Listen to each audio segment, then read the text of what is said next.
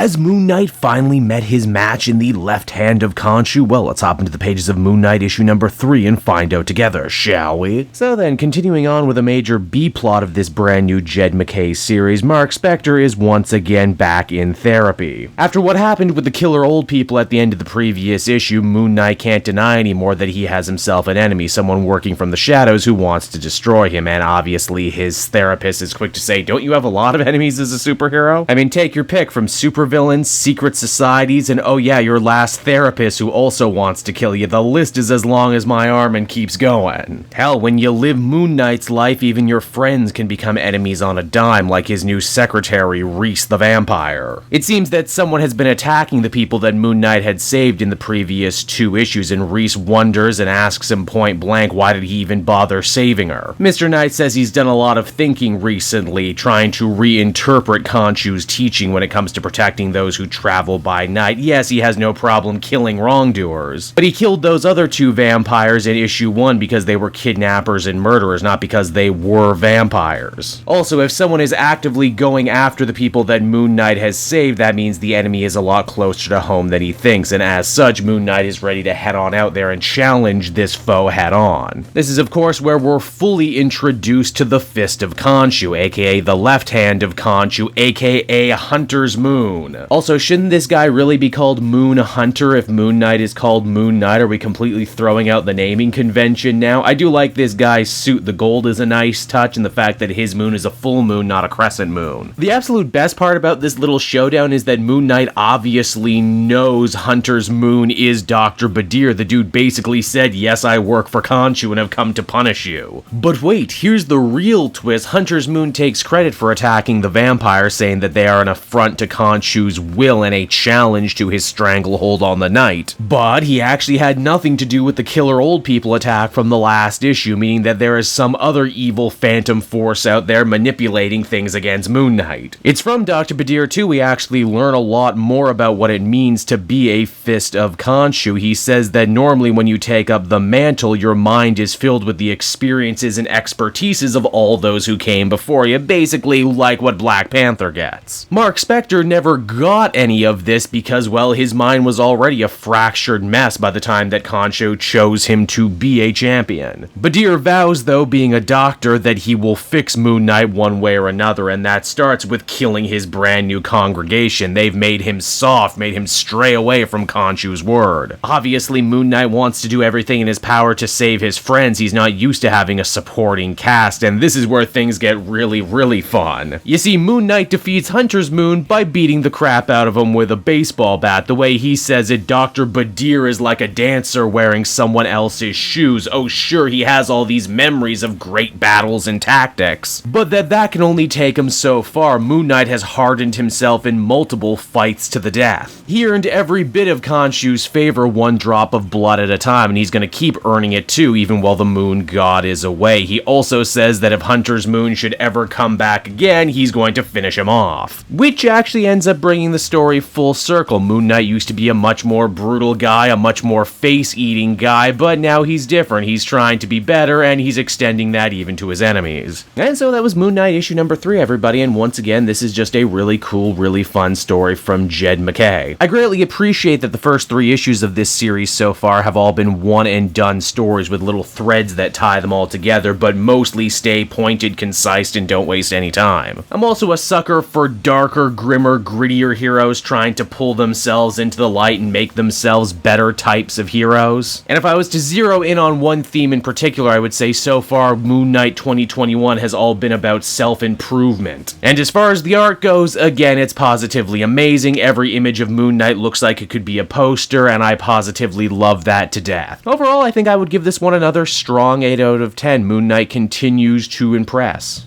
Hey there everyone, Kate Joel again, and I just want to thank you so much for watching to the end of the video. It means a lot to me. And hey, if you enjoyed the book I covered in this issue and want some comics of your own, might I recommend Book Depository? It's my #1 place for shopping for comic book trades. You get a great price, and if you use my link down in the description, you'll actually be helping me out at the same time. You get something, I get something, everybody wins, right? So until next time everyone, I've been Joel, and I will see you in the next video. Bye-bye.